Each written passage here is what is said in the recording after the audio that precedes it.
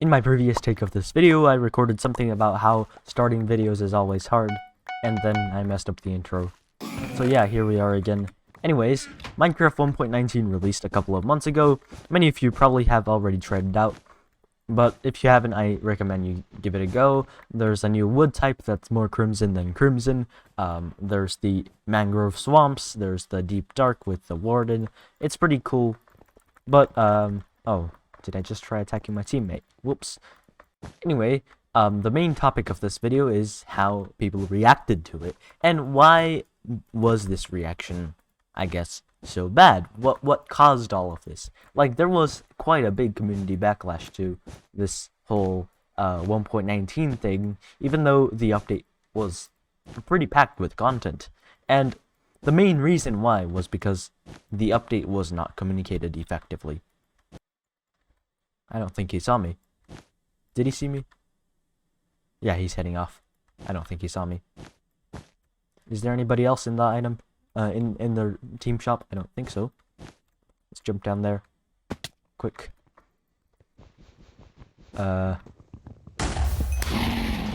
Thanks. That helped a lot.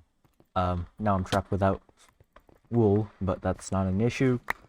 Anyways, miscommunication was a big problem. It was one big thing that played into why 1.19 received the backlash that it did receive. And how they originally communicated the update was not how it turned out. That's the main problem. Like, when they originally announced the update back in Minecon of 2021, that's quite a while ago, that was over a year ago, I guess it was made to sound like, oh, the existing overworld biomes would get revamps, or would get upgrades to make them feel more, I guess, diverse and rich with life. Like, for example, they showcased the birch forest that was going to get a revamp, and it was, like, filled with so many different, like, I guess, well, not a lot of different kinds, like, you could see there's only a couple different kinds of plants, but it was filled with different plants, and you could see, like, how much different it is from the the current kind of barren birch forest that we have. And it was, like, really hopeful. People liked that idea. People liked the fact that we were going to get improved versions of current biomes. I just purchased wood. That was not a very good decision, but I think we'll use it right now in this bed defense. Anyway, so people were pretty excited about this because, like, a lot of existing biomes were going to get revamps. Like, for example, the birch forest and the swamps, which was showcased as another revamp. It actually made it, but we'll talk about that in a second. Let's cover this bed defense up real quick, just like this. Let's just add a block over here, put this iron that we got into our ender chest, and yeah, so people were pretty excited about this update. There was going to be a lot of, I guess, new improvements that people were hoping for, and the current environment would feel just a lot more rich, a lot more diverse, if you see what I mean. So people were understandably pretty excited about this, and in the initial snapshots we already started getting a lot of new features, like, you know, the muddy mangrove roots, and that's just a new kind of feature that would help diversify the amount of blocks there already was. So, oh, their base is pretty guarded. I don't think I want to mess with them. So that was the initial communication, and, like, one of the main features that was shown off to, I guess, add ambience to the game, or to one of the biomes that was going to get added to the game, was the fireflies. And why am I breaking the bed defense with a... Do they even have a bed? No, they don't. What am I doing? That was a bit embarrassing, but let's get him real quick. And we're gonna need to gear up because we don't have a bed anymore. Let's get some wool. Let's get some tools. Oh, there's invis. Okay. Well, Good game. Anyway, so as I was saying, people were pretty excited about this. There's going to be new additions to the game that would help make everything feel a lot more full, a lot more. How do I describe it in different words that I did not use before? A lot more interesting. I think that's the right word. And people were pretty excited about this. That's the main focus of the update. That's why the update's called the Wild Update. It's gonna be cool. And in the first few snapshots, people were very hopeful. And then weeks went by and months went by, and the Firefly, which was the main feature shown to promote, I guess, the theme of ambience and all that stuff, it never showed up. I mean, in one developer build, which the marketplace creators use, like the marketplace creators for Bedrock Edition, they get special builds of Minecraft which are not available to the public. I'm pretty sure those are under NDA, so I don't know about those. I'm not a marketplace creator, but one leaked feature of the builds had an entity tag, the Firefly, in it, and that was interesting to most people, including me, because oh, it's the Firefly, it's finally coming. And people were arguably, well, not arguable, that's the wrong word to use in this instance, but people were understandably pretty excited about this. It meant that the Fireflies were coming. Then another couple weeks went by, another couple months went by, I'm pretty sure, and no sign of the Firefly. There was zero sign of it. It was not in the game. And then I'm pretty sure the update dropped before this. I'm not sure. I'm not that sure, but I think the update dropped before this announcement. And then Mojang announced that the Fireflies wouldn't be coming to 1.20. Wait, no, not 1.20. We're talking about 1.19 here. Whoops. The Fireflies would not be coming to 1.19. And the main reason why people were so upset about this was because the main mascot, Huh? Where'd that come from? The main promotion to this whole theme of the update, the whole vibe of the update, it wasn't even gonna get added. And as the update released, people realized this update is not what they expected. Even though this update was filled with cool features, it wasn't what they expected. Now, if they communicated this update better, which was, I guess, showing off the update like, oh, we're gonna create an update, and this one is gonna have some new biomes, it's gonna have the biggest structure in the entire game. Obviously, the community would be quite hyped about it, but the way they showed it was vastly different to the way... Oh, jump scare? Nope, couldn't make it. Never mind. The way they showed it was different to the way that the update arrived. Now, don't get me wrong, I really like the 1.19 update, aside from the chat reporting thing, which I'll cover in a second, but this is just one example of how communication could have prevented a mishap within the community. So, yeah, they've learned from their mistakes, evidently. They've tried to show off only the features that are 100% ready at the latest Minecon, which was the Minecon of 2022. I watched it, it was really cool. We saw some Minecraft Legends stuff. There was a ton of footage that they wanted to show off, and it does seem that they are going to match the expected, I guess, release date of like early 2023, or was it late 2023? I forgot. But it does seem like it's going to release in 2023, judging by the progress that we can see from the footage that was shown off. But that's beside the point. My point is, they learned from their mistakes, and they've only got footage that is 100% ready to show off. Oh, there they go. There's still two more on the bridge. They've learned from their mistakes, and I think that many game developers should do the same too. And the main, I guess, takeaway that we can get from this is communication is pretty essential. It's like a pretty important thing in, I guess, the game industry. And another mishap with communication, also on the same major version, 1.19, but on a different feature. Let's get him. No. Almost got him. Good game.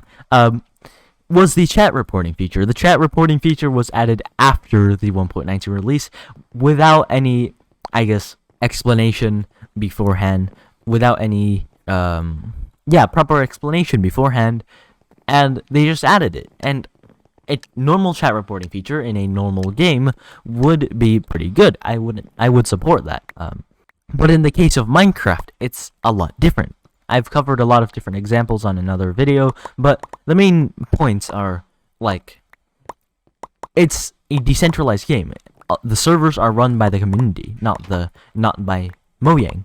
If the servers were run by Mojang, sure, authorize it, be the authority of it however you want, but, like, they put this chat reporting feature in, and now they have access to all of the chat logs, and the community, well, at least a lot of the community, oh, that was fast, a lot of the community was quite mad about this, because, like, they want to be able to moderate their own servers. All of the authority was given to Mojang and Microsoft, and there were no features that were added to help current server owners to help, moderate their server properly. And now people could actually get banned completely from Minecraft multiplayer on Java, and completely from Minecraft, even from single player on Bedrock. So people were understandably mad about that, and the main problem here was also poor communication. But this is a different example of it. This isn't just them communicating to their audience about what their intent with this was. They were pretty clear on that. They actually told us, oh, this is how it's gonna work. They were vague in some details, but they did tell us how this is gonna work. However, they did not receive any feedback about this. They did not take our feedback, even though they say they did. They didn't really take the feedback that pretty much everybody has been telling them since the release of the update. Actually, since before the release of the update. And they just proceeded with it. Like, they, contrary to their normal behavior, I guess, they did not really care about the community. So that's another example of poor communication, and both happened within, I think, a span of 2 months from each other. So I think it's safe to say they've learned, hopefully. Best case scenario is that they've learned. Worst case scenario is that they didn't. And in a year from now, we'll have another video talking about how poor communication ruined 1.20. I don't know. But it does seem that they've learned. Like, again, now 1.20 is going to be some kind of, like, community-shaped update, and they're going to be taking feedback from the community and adding stuff that would help the game. Maybe not big features, but will definitely improve the gameplay experience. So, the main takeaway from this is also bad communication. Communication is good when you do it properly. When you don't do it properly, it always leads, well, at least in most cases, would lead to some bad consequences. Let's get them just really quick. Perfect. Oh, they've got wood. Let's wait for them. Oh, they've got spawn invincibility. That's bad. We've got 3 people after us. Never mind. I should get some tools before I start raiding bases. It sounds like a Rust thing to say, not a Minecraft Bedwars. But anyways, Minecraft chat reporting was also quite unexpected. Like, the community expected Mojang to learn after the whole 1.19 mishap, but they didn't. So, communication is essential. Like, proper communication is essential. Even if you have communication, but the communication is bad, or improperly made, I guess, that would actually be bad for the game. Hold up, do we have iron armor? Ah, no wonder. Okay, we're gonna get some iron armor. So improper communication can have a negative impact on the game, and communicating properly is important. Even if you have a very good communication, communicating properly is still very important. Like, if you have open communication, but you don't communicate with the community, you only communicate to the community, that is also not very good for the game. And this brings us to another, I guess, example, and this is actually from another game. Let's get some tools, actually. Star Citizen. Star Citizen is a very controversial game. Like, it's been in alpha, quote-unquote, for, I think, over 10 years now. And Chris Roberts, I respect that guy. He's got a very big ambition, though. And people say he's been scamming people, although you can debate the truthfulness of that claim. Still, the main reason why I brought him up in this communication thing is because he is like an industry-leading standard for a lot of things game development, and one of which is communication. The communication is crystal clear. Even for his unreleased game, Squadron 42, they post weekly updates on to their, I guess, backers on the status of Squadron 42, and for their development on the main game, Star Citizen, they also post weekly updates. They post like Spectrum posts, they do community events, they do live streams for the developers. There's a ton of stuff that they do to keep their community informed. And although people might not like the industry practices of Star Citizen, arguably, even though they might be super controversial in other things, their communication methods is very good. You don't have to reveal your industry secrets in order to communicate properly with your fans. However, being able to... Oh, never mind. We fell in the void. Being able to communicate properly with your fans and having consistent communication with your community is good for the health of your game. Like, if you don't communicate at all, that's not good. If you do improper communication, that's probably even worse. But in Star Citizen's case, maybe their communication, maybe their, I guess, posts and stuff, they might have some discrepancies. They might have some issues here and there, but overall, it's a pretty good example of communication. And if, I guess, features are improperly communicated, players can lose faith in development team's ability to listen to the player base. And, like, the development team does not have a requirement to listen to the player base. They don't have an obligation. Well, is obligation the right word? I'm not that sure, but they don't have the requirement to listen to the player base. But listening to the player base is always a good thing if you're taking actual constructive, valid feedback and listening to it. I guess, like, with the chat reporting feature, it's a feature that had so much potential. Like, it could have been so good, but due to poor communication, not lack of communication, just poor communication, one way instead of two-way, the feature is now looked down upon by the community. So, yeah, that's proper communication is quite essential when you're communicating with your community. And one other example I have of communication is the 1.17 or 1.18 Caves and Cliffs update.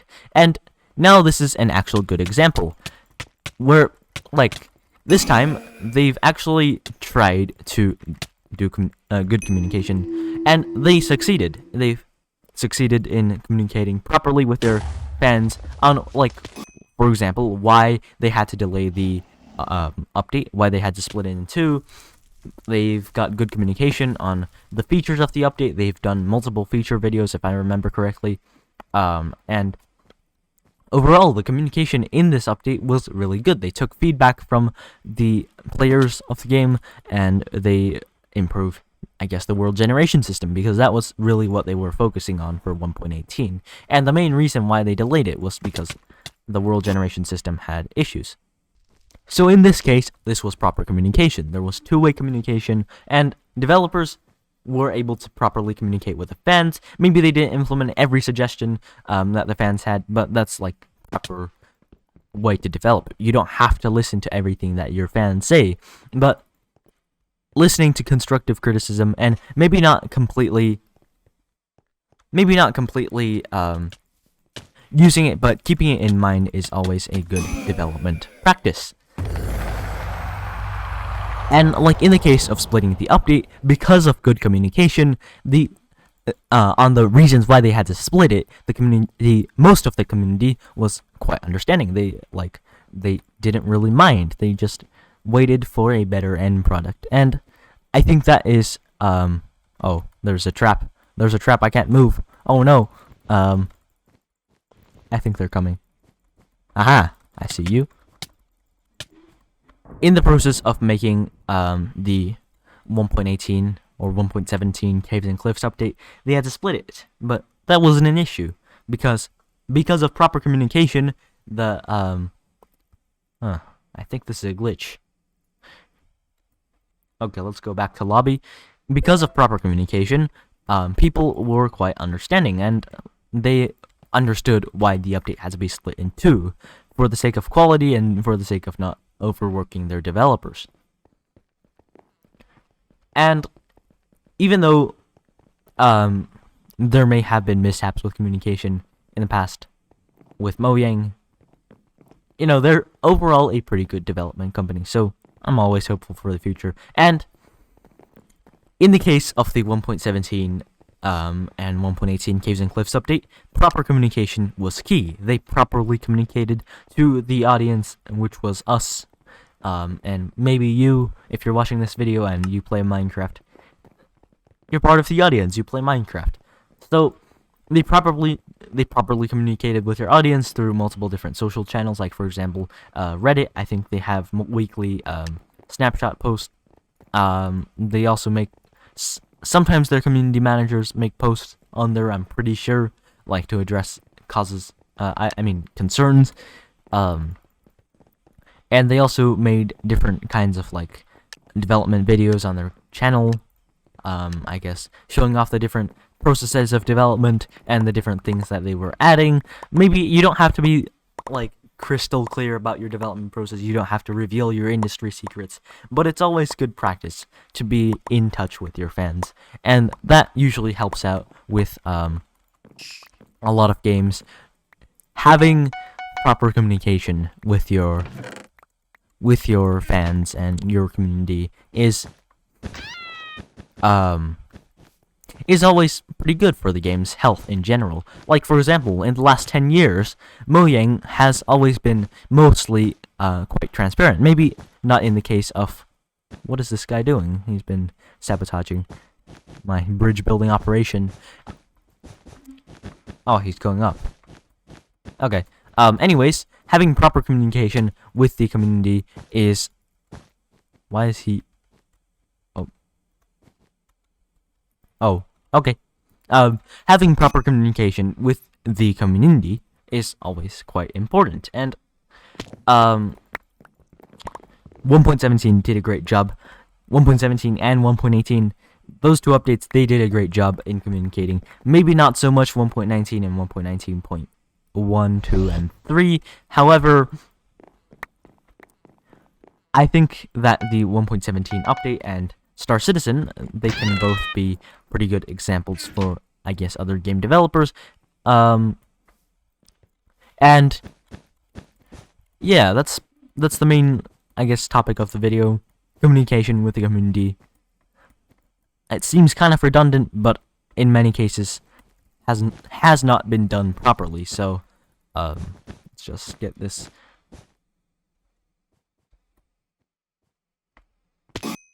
We missed. How did we miss? We missed by exactly a block. Okay, so yeah, that's pretty much it. Properly communicate with your community. Two-way communication is always pretty good for the health of a game.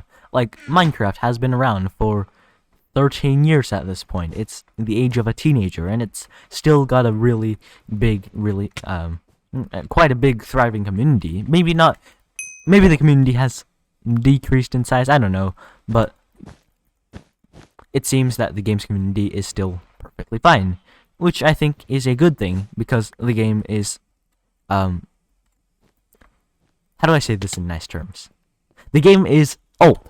The game is an old game by standards of games. Most games don't have a shelf life of this long, but they managed. They managed to keep the game alive, and a lot of it was a lot of it was due to the good communication in most updates. So yeah, that's pretty much it for this video. In summary, good communication equals good game health. Yeah, that's it. Thanks for watching, and I'll see you in the next one. But before I close out this video, I just wanted to ask something. I was wondering whether this style of video fit, I guess, your content interests. So please do leave some feedback in the comments. Like I said, two-way communication with the community is always good. Maybe not just in the context of a game, because like I've been trying to do some polls after I unlock that community tab, and I've been trying to get feedback from all of you. I've been trying to get feedback from all of you on like the ways that I can best improve my channel, and like I'm taking it in my own direction, of course, but I want to see what you all like. All of the content that I did in my post are how did I miss that? All of the content that I did in my post was content that you all liked, but in the post that I was asking about content, of course, for the PvP plus commentary won by a lot. A pretty big amount of the people who voted on that poll liked the PvP plus commentary. So now I'm doing it. All of the content that I listed in that poll was stuff that I like. Again, let's just add a bed defense. And I just want your feedback on this. If you don't like this, or if you don't like certain parts of it, feel free to give me feedback on things that I can improve. And yeah, that's pretty much it for this video. I'll see you in the next one. And yeah, that's it. Goodbye.